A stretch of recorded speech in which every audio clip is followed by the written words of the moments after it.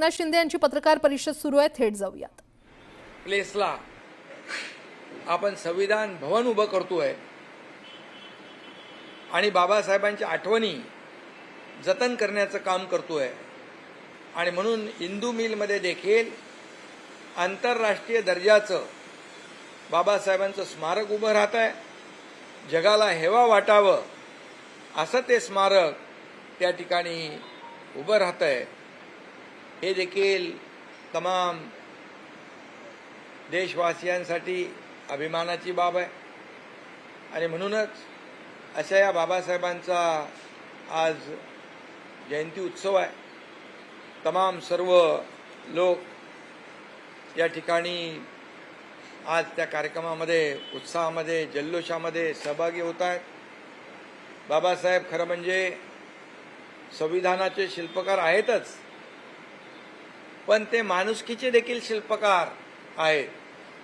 माणुसकी काय, माणसाने कसं जगावं, कसं वागावं, शिका, संघटित व्हा, संघर्ष करा, न्याय मिळवा, हे ब्रीदवाक्य बाबासाहेबांचं होतं आणि म्हणून मी बाबासाहेबांना पुन्हा एकदा विनम्र अभिवादन करतो आणि आमचं सरकार देखील बाबासाहेबांच्या विचारावर, छत्रपती शिवाजी महाराजांच्या आदर्शावर चालतंय आणि म्हणून बाबासाहेबांची घटना सर्वसामान्याला न्याय देणारी घटना आहे आणि म्हणूनच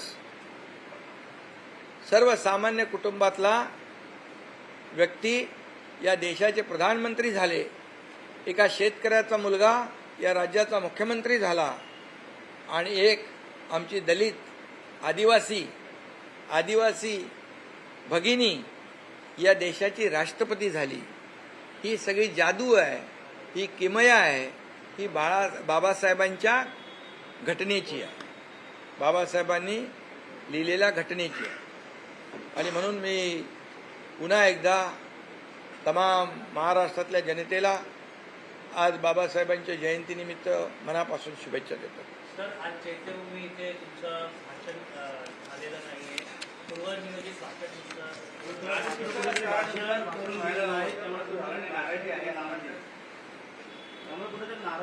कुणाची? अरे बाबासाहेबां चैत्यभूमीला जाणं, बाबासाहेबांचं दर्शन घेणं। यासोबतच बातमीपत्रामध्ये एक छोटासा ब्रेक। पाहत रहा न्यूज 18 लोकमत।